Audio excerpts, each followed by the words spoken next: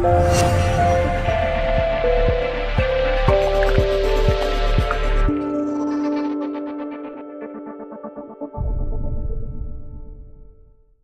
소망은 믿음과 사랑과 함께 우리 그리스도인들이 지니고 살아야 될 귀중한 그런 품성입니다. 예수님께서 탄생하시기를 고대하며 소망을 버리지 아니한 사람 가운데 오늘 본문에 예수님을 만난 두 사람이 기록되어 있습니다. 한 사람은 나이 많은 시므온, 또 한 사람은 여선지자였던 안나인데 이들이 메시아이신 예수님을 만났어요. 이들은 나이가 많았어요. 특별히 안나 선지자의 그 나이는 대충 우리가 짐작을 할 수가 있겠는데, 출가한 지 7해 동안 남편과 살고 그 다음에 과부된 지 몇 년이라고 그랬어요? 84년. 그러니까 84에다 7을 더하면 91이고, 그 당시에 뭐 조혼했다고 그래도 한 15살 정도 보면 어림잡아 106세 이상은 되지 않았나. 이 106세 되신 그 할머니가 메시아를 만나겠다는 그 소망을 가지고 성전에서 기도하면서 메시아를 기다린 거예요. 그리고 메시아를 만났어요. 이들은 나이가 많아서 육신의 죽음이 가까웠지만 예수님을 만나겠다는 그 소망을 버리지 않았고 마침내 예수님을 만나 기쁨을 누리게 됐습니다. 그래서 우리가 인생의 고통이 깊어진다고 해서 예수님까지 잊어버리고 살아가는 그런 소망 없는 사람이 돼서는 안 돼요. 예수님은 우리의 소망이 되십니다. 영원한 생명을 값없이 주시기 위해서 인간의 몸을 입으신 하나님이다. 그분을 믿고 의지함으로 죽음을 넘어서는 영생의 소망을 가져야 된다 하는 거예요. 그래서 예수님과 함께하는 인생임을 우리가 잊어서는 안 됩니다. 기독교가 왜 귀하냐? 영생을 살아가는 사람의 그 신앙이 그 심령에 있기 때문에 기독교가 중요한 거예요. 이게 빠지면 우리 기독교는 윤리예요, 도덕이에요. 그 이상의 가르침을 줄 수 없는 것이 세상의 그 종교입니다. 그러나 우리 기독교는 뭐예요? 영원한 생명을 살아가는 능력을 우리에게 주시는 거예요. 그래서 아무리 고통스럽더라도 그 고통을 이길 수 있는 사람들이에요. 사실 인생에 있어서 우리가 제일 힘든 것이 뭐냐면 사별하는 경우예요. 나하고 피를 나눈 우리 부모님, 내 자녀들, 더욱이 한몸 돼서 살아온 그 남편과 아내 사이의 이 사별이라고 하는 것은 이건 사람을 정말 돌게 만드는 거죠. 같이 지내다가 한 사람이 지금 내 눈에 보이지 않는 거예요. 그 얼마나 어렵습니까? 그 고통이라는 것은 감히 상상할 수 없는 거죠.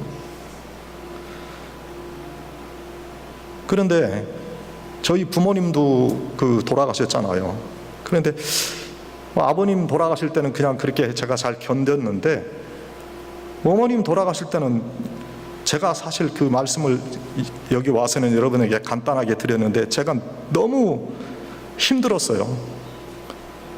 어머님이 그 일산의 기독병원에서 그 중환자실에 계시다가 시신이 돼서 나오는데 그냥 천에 둘둘 말려서 이렇게 나와. 제가 막 오열을 했어요. 왜 어머니 여기에 누워 계십니까? 왜 시신이 됐습니까? 하고 제가 막 정말 정신없이 울었는데, 울고 내가 정신 차려보니까 아니 나는 이런 슬픔을 당한 사람을 위로해야 될 사람인데 내가 지금 이러고 있구나 하는 생각이 들고, 또 그 신앙을 다시 한번 생각해보고 그리고 정신을 추스렸어요. 그만큼 어려운 거예요. 사실은 이게 넘어가기 어려운 거예요, 그 슬픔을. 그런데 우리는 사실은 그 슬픔을 넘어설 수 있는 사람들. 그래서 거칠고 찬 인생의 바람이 불어도 예수님과 함께 살아가는 자임을 잊지 말고 용기를 가져야 된다. 예수님께서 부활하시고 난 다음에 제자들에게 나타나시고 많은 사람들에게 보여주셨잖아요. 40일 동안 보여주셨잖아요. 그것이 초대교회의 신자들에게 가장 강력한 위로와 소망이 됐던 거예요. 그래서 우리도 그런 체험을 할 수 있어야 돼요. 영생을 체험하는 그러한 기독교인이 되어야, 그래야 복음의 전사가 될 수 있다. 우리가 또 삶에 있어서 어려움에 처해 있다면 예수 그리스도의 위로를 받아야 되죠. 우리가 이 삶을, 우리 인생의 삶은 어떻게 살아가야 됩니까? 평안하고 기쁜 마음을 가지고 그렇게 사는 거예요. 왜? 예수 안에 소망이 있으니까. 그래서 이 소망을 항상 마음에 품고 소망의 사람으로 살 수 있어야 된다. 오늘 본문에 보면은 그 시몬이란 사람이 나오잖아요. 그 시몬이라고 하는 사람의 그 말씀을 여러분 읽어보니까 어떻게 해요? 성령이 그 위에 있었다. 또 성령의 인도하심을 받아서 예수님을 만날 수 있었다. 그렇게 기록해 주고 있죠. 성령 하나님께서는요, 그 당시 계신 거예요. 성령의 능력이 그 당시에 있었던 거예요. 근데 어떤 교파는 성령을 알지도 못했다, 사도행전에 나오는 그 말씀, 그걸 가지고 그때는 성령의 능력이 없었다고 생각을 해요. 아니에요. 성령의 능력은 있었죠. 성령의 능력이 강하게 역사되어서 어떤 은사로 나타나는 그 일이 초대교회에 있었기 때문에 그때 성령의 능력을 보고 놀란 것뿐이지, 성령의 능력은 그 전에서부터 있었던 거예요. 그 어떤 교파에서는 그렇게 가르치잖아요. 저는 우리가 분명히 알아야 됩니다. 성령의 능력은 계속 계신 거예요. 계속 계신 거예요. 오늘도 성령의 능력이 같이 하시는 거예요. 어느 교파에서는 성령의 그 능력이 초대교회의 그 사도들에게만 역사한 것 뿐이지 지금은 아니다 그래가지고 그걸 부인하는 그런 교파도 있어요. 그래서 우리가 제대로 알아야 돼요. 제대로. 성령의 능력은 오늘날에도 계속되는 거예요. 성령의 은사 오늘날에도 계속되는 거예요. 그걸 부인할 필요가 없어요. 사도행전도 하지 말자, 사도행전이 아니라 사도신경 하지 말자, 그런 교파가 있는데 저는 그렇게 생각하지 않아요. 사도신경을 오늘 나의 신앙으로 고백하면 되는 거예요.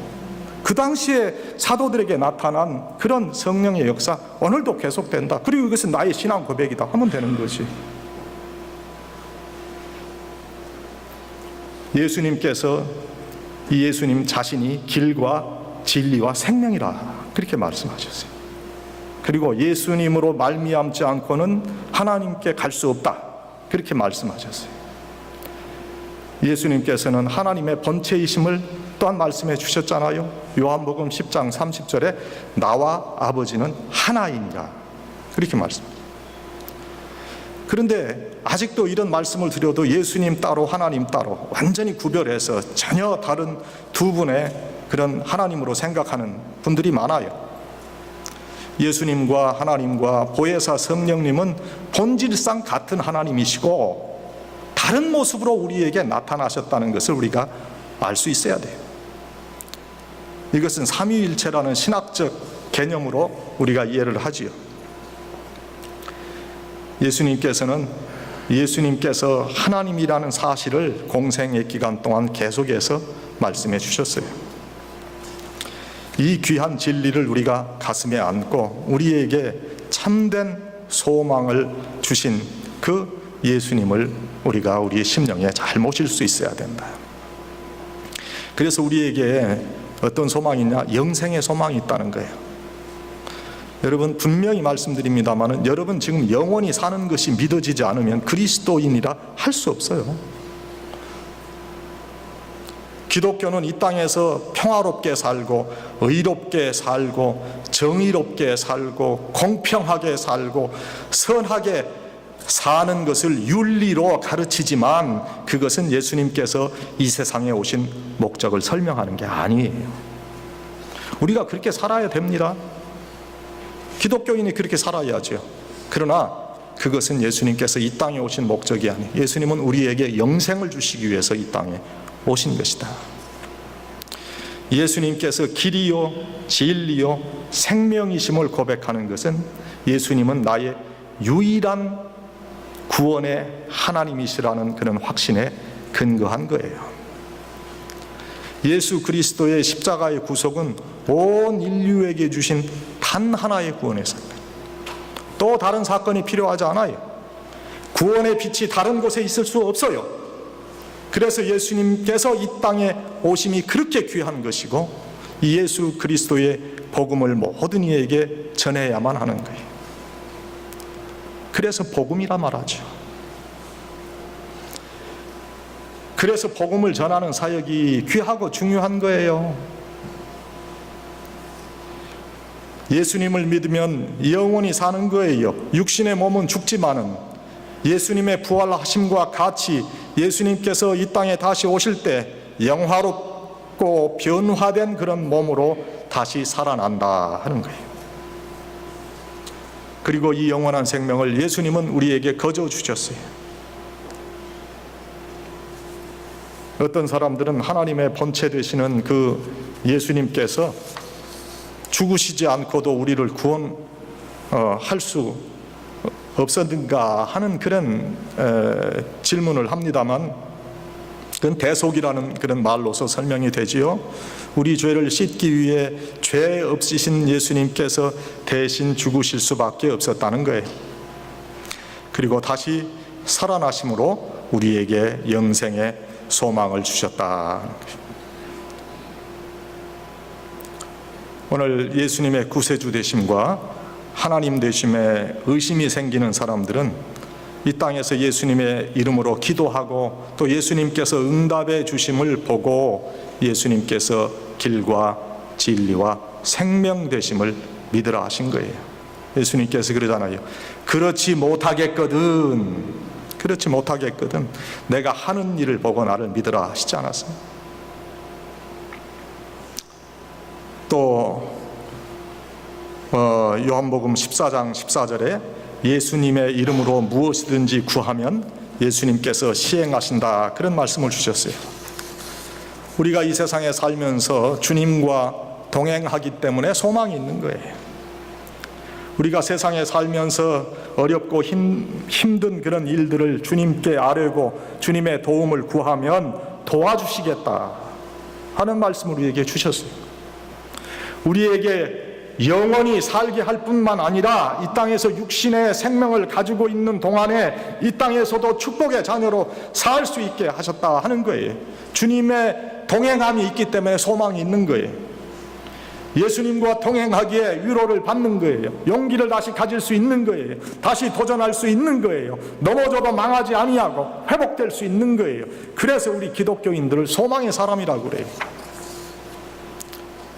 이 귀한 체험을 우리가 할 수 있어야 돼요.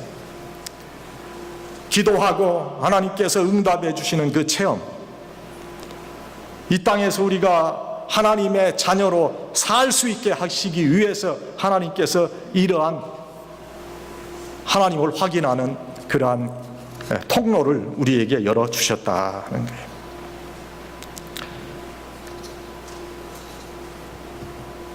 우리들의 삶에 있어서 하나님께서 우리의 삶에 함께 하신다고 하는 그 사실, 예수님의 이름을 임마누엘이라 하라. 우리와 함께 하시는 하나님이다. 우리의 삶에 역사해 주시는 하나님이다. 우리의 삶에 우리와 함께 하시고 우리를 인도하시고 동행하시는 하나님이다 하는 그 귀한 믿음이 우리로 소망의 사람이 되게 하신다 하는 거예요.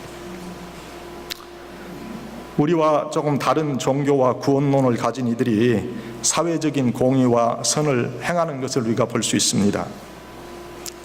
그러한 선하고 아름다운 긍휼의 마음을 베푸는 것 좋은 일입니다. 우리도 그러한 선하고 올바른 행위를 본받아야 된다고 생각합니다. 그러나 분명한 것은 그들의 그 행위가 구원을 이룰 수 없다는 거예요. 요즘 이러한 일련의 행위로 인한 구원을 주장하는 그 종교인들이 연대하고 협조하는 것을 볼 수 있습니다. 요즘 종교 통합의 깃발 아래 로마 가톨릭, 불교, 힌두교, 자연 종교를 믿는 이들이 서로 간에 강단을 교류하는 것을 여러분 아시죠? 부인할 수 없는 일입니다. 지금 그렇잖아요. 불교의 그 중들이 지금 교회 와서 강단에서 지금 말씀을 전한다고 하는 세대예요, 지금.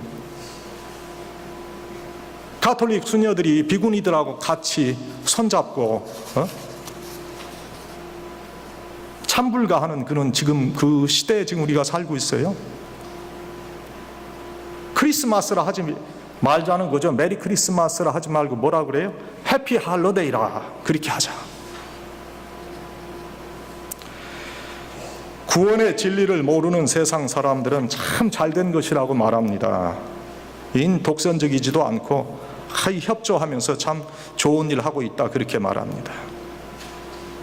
그러나 그렇지 않아요. 구원의 빛은 다른 곳에서 있을 수 없어요. 그래서 우리는 이 범신론을 주장하면서 예수 그리스도 이외의 구원을 말하는 사탄의 무리들을 경계해야 돼요. 이게 범신론이라고 하면은 뭐 조금 알아들을 수 있으니까 이걸 갖다 유니버설리즘이라 영어로 써가지고 말해요. 그렇게 말한다. 예수님을 믿는다 하면서도 이러한 자들의 주장을 받아들이는 것은 배도의 일이라 사도 요한이 예언했어요. 이런 주장하는 사람들은요, 선교도 자신들이 생각하는 그런 뜻으로 바꿔버렸어요. 그들이 주장하는 그 선교는 예수님을 통한 구원을 전하는 것이 아니고 사람들 마음속에 있는 범신론적인 신성을 깨우치고 그 신성을 통해서도 구원을 받을 수 있다. 그런 교육적 의미의 선교요. 그리고 뭐라고 말하는 줄 아세요?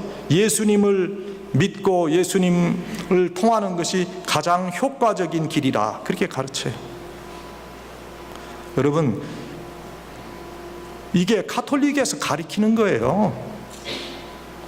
예수님을 통하는 것이 이것밖에는 길이 없다는 그런 배타적인 구원론이 아니라 이것이 가장 효과적인 것이라는 거예요. 예수님을 통한 구원은 익스클루시브예요. 그것밖에 없어요. 그런데 예수님을 믿고 구원 얻는 길이 유니크한 길이래.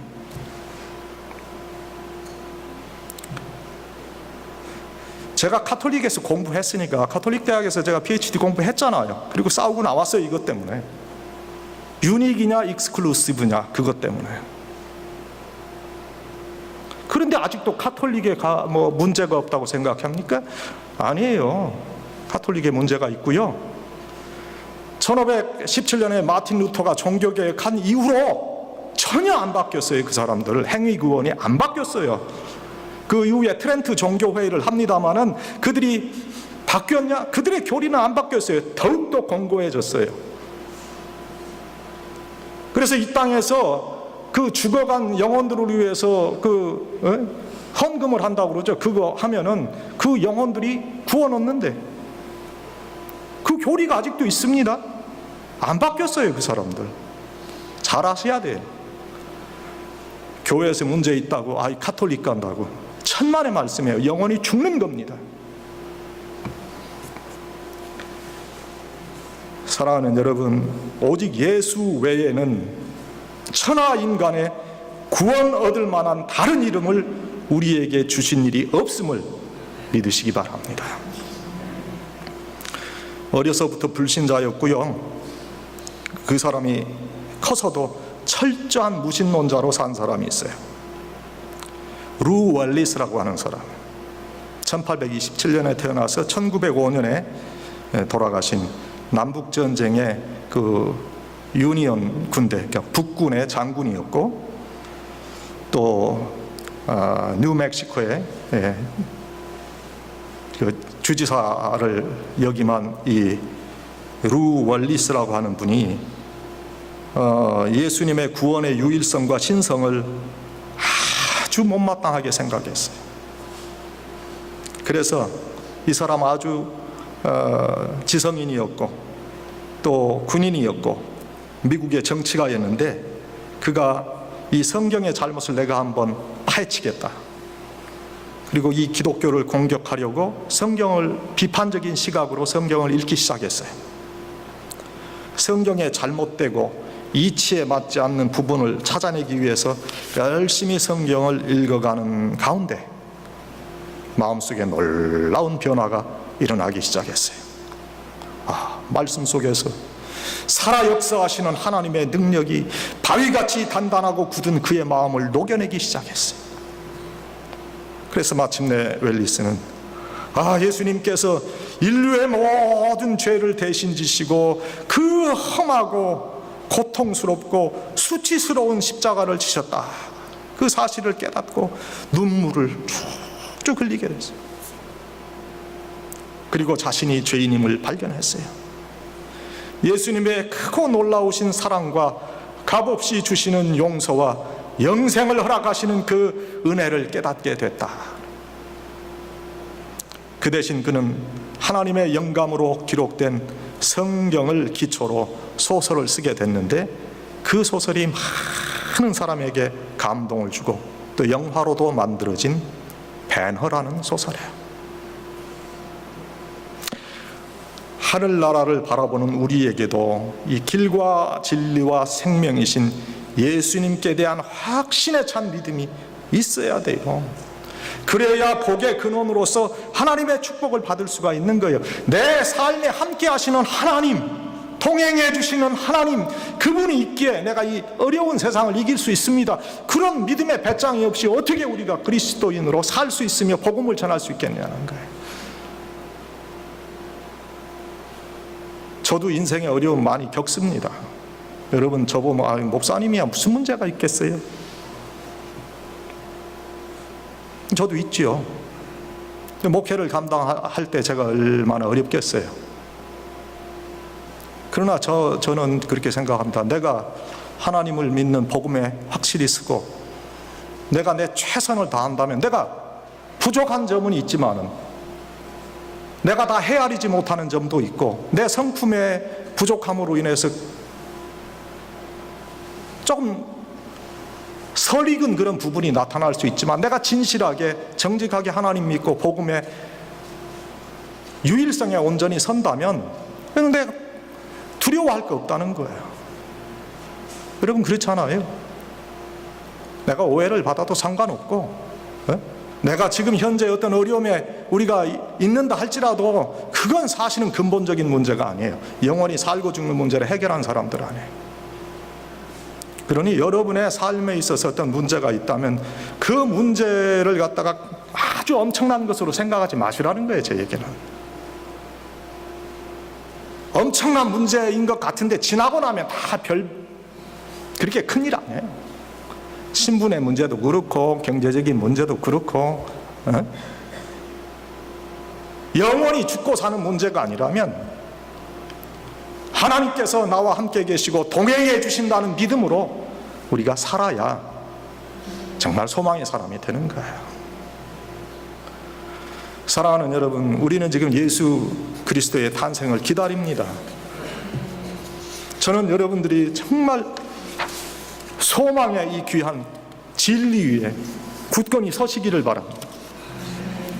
우리가 이러한 영생의 소망이 없고, 우리가 이러한 하나님께서 내 삶에 함께해 주신다는 소망이 없다면 우리가 어떻게 그리스도인이라 불리울 수 있겠습니까? 여러분들, 이런 귀한 영생의 소망과 하나님께서 나와 동행해 주신다는 그 소망에 분명히 서시고, 그래서 이 땅의 삶도 우리가 참으로 주님과 동행하기 때문에 내가 평안하게 기쁘게 살아갈 수 있다 하는 그런 삶의 자세를 가지시기 바랍니다. 그래서 기쁘고 평안하게 사는 거예요. 그렇죠? 그러면 하나님께서도 형통하게 하세요. 여러분, 삶의 그 무게가 사실은 우리가 예수님이 없다면 감당할 수 없는 것들이 많아요. 당장에 지금 내일 렌트 내야 되고, 당장에 내일 지금 크레딧 페이먼트 해야 되고, 이자는 자꾸 올라가고, 어떻게 누구한테서 돈 빌릴 데도 없고, 다 그렇게 살잖아요.